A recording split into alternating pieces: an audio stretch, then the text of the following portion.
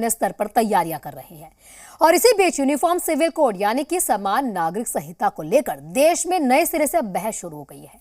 अनुमान ये लगाया जा रहा है कि लोकसभा चुनाव 2024 से पहले ये देश में लागू हो सकता है और इसी अनुमान का आधार उत्तराखंड सरकार है, जहां के मुख्यमंत्री पुष्कर सिंह धामी ने घोषणा कर दी है कि उनके राज्य में जल्द ही यूसीसी लागू होगा, जिसका मसौदा तैयार हो चुका है और उत्तराखंड सरकार ड्राफ्ट के मुताबिक जल्द इसे लागू करने की दिशा में आगे भी बढ़ेगी।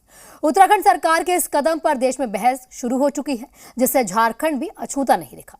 बीजेपी जहां पर इसे समानता के अधिकार की रक्षा बताती है, तो वहीं पर विपक्ष इसे चुनावी मुद्दा करार देता है।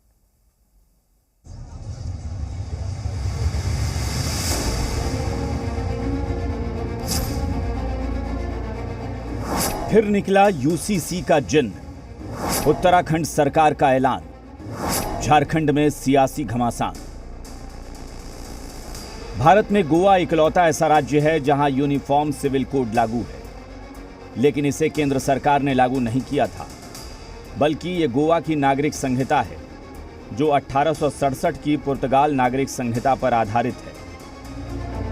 गोवा के बाद अब उत्तराखंड समान नागरिक संहिता लागू करने की दिशा में आगे बढ़ रहा है। उत्तराखंड में यूनिफॉर्म सिविल कोड को लागू करना बीजेपी के प्रमुख चुनावी मुद्दों में से एक था। अब माना जा रहा है कि जल्द ही उत्तराखंड में इसे लागू किया जा सकता है। वहीं इसे लेकर देश भर में नए सिरे से बहस शुरू हो गई है। खासकर झारखंड में तो इसके बहाने सियासी तीर भी छूटने लगे हैं। बीजेपी शुरू से ही यूनिफॉर्म सिविल कोड का समर्थन करती रही है और अब भी उसका वही स्टैंड है। हिंदुओं के लिए अलग कानून, मुसलमानों के लिए अलग कानून। तो इस समता और समानता का अधिकार का जो भारत का संविधान ने दिया है, तब तो फिर उसका उल्लंघन हो रहा है। वहीं झारखंड के सत्ताधारी दलों में यूनिफॉर्म सिविल कोड को लेकर कोई उत्साह नहीं है। कांग्रेस शुरू से ही इसका विरोध करती रही है। वहीं झारखंड मुक्ति मोर्चा इसे जबरदस्ती की कवायद मानती है। दोनों दलों के लिए यह सिर्फ चुनावी एजेंडा है, जिसे बीजेपी लोगों पर थोपना चाहती है।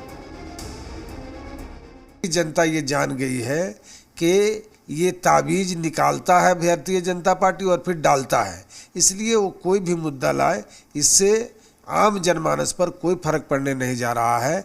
और ये जनता जानती है कि ये मुद्दा, ये यूनिफॉर्म सिविल कोड आ ही नहीं सकता हिंदुस्तान में। देश की जनता जो लगातार महंगाई से, बेरोजगारी से, भुखमरी से त्रस्त है, उससे ध्यान भटकाने का प्रयास लगातार प्रधानमंत्री मोदी जी करते हैं और थोपने का काम करते हैं। सियासत को छोड़ दें तो सवाल उठता है कि यूनिफॉर्म सिविल कोड देश के लिए क्यों जरूरी है। हमारे देश में कई पर्सनल लॉ हैं। ये ऐसे कानून हैं जो धर्म, जाति, विश्वास और परंपराओं के आधार पर बने हैं। जाति और धर्म के आधार पर अलग अलग कानून और मैरिज एक्ट के कारण सामाजिक ढांचा बिगड़ा हुआ है। यही कारण है कि देश में यूनिफॉर्म सिविल कोड की मांग उठती रही है, जो सभी जाति, धर्म, वर्ग और संप्रदाय को एक ही सिस्टम में लेकर आए। ब्यूरो रिपोर्ट, जी मीडिया।